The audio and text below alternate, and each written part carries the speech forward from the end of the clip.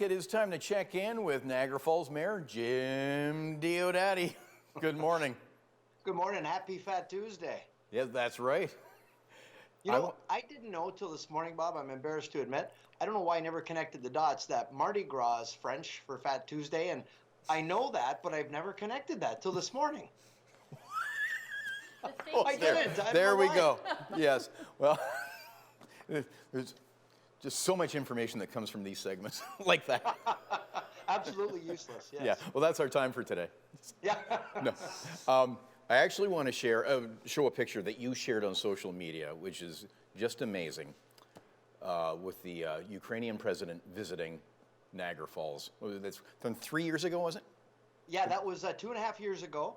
That was President Zelensky and his wife, and the late Sandy Bellows, the chair of the Niagara Parks on the far side.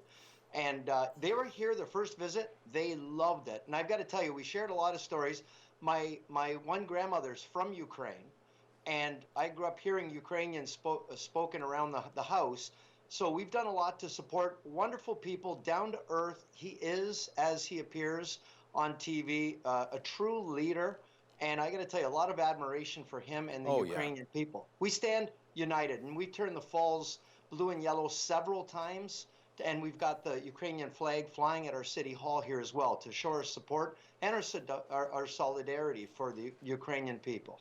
I find those pictures of the Ukrainian President Zelensky with his wife Alina at the falls is such an idyllic moment, and it's just so striking with the challenging times that were ahead.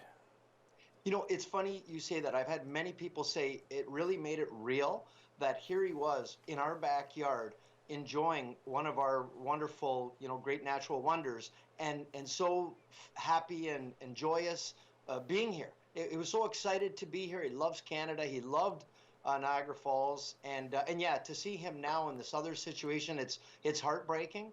But I think the support that all these countries are showing, I think, is great, and it helps keep them in the game. Yeah, he's an amazing guy. I read something yesterday from his inaugural speech as president. And, normally, like, in all government offices, there'd be a picture of the president. And he said, the president is not an icon. Don't put up a picture of me, the president. Put up a picture of your kids and think about them every time you make a decision. Well, it's funny. People like to dismiss him as an actor and yeah, he was a comic in a former life. Yeah, he went to law school before all of that. He's a very intelligent individual. And no, I have an awful lot of respect for him. Yeah. Hey, let's get back to business here with the reopening. And actually, one of our stories this morning, a group of congressional Republicans have drafted up some legislation. It is called the Northern Border Reopening Act. And I know you speak with a number of state officials. Do you think this thing's going to go to completely open up the borders? You know, it really has to, Bob. And we've always maintained that we need to follow the science. And scientists like Dr. Zane Chagla from McMaster have said travel is no more risky than any other activity. There's no scientific reason to single out travel. And originally, COVID restrictions were put in place at the border to keep it out of the country. Well, now community spread is responsible for 99% of the infections. So travel rules have now become obsolete. They're choking off a $100 billion tourism industry in this country. And right now, our tourism partners are planning their marketing for this coming season. Right now, do we target Pennsylvania, New York, or Quebec? What do we do? We need to know today. Right. And here, as you know, Bob, 40,000 people count on tourism to feed their families. Matter of fact, I was out last night with a number of people from Marriott, and we were talking about this very thing. When are we going to open up the border? This is senseless where we're at right now. Absolutely. Hey, before we go, we have less than a minute here, but another photo op with the winner of Survivor 41 and Niagara Falls Pride and Joy. Oh, what a great day. You know, we had Erica Kasupanen, and of course, she's the first Canadian to win Survivor.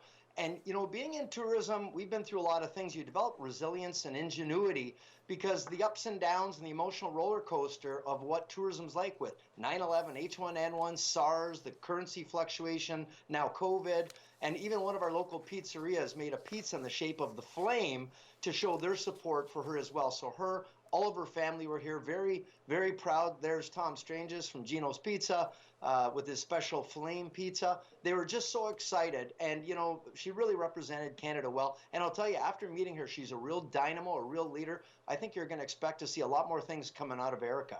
Oh, that's neat. What? We're out of time? We can't show the mayor's socks? What? No, this can't be.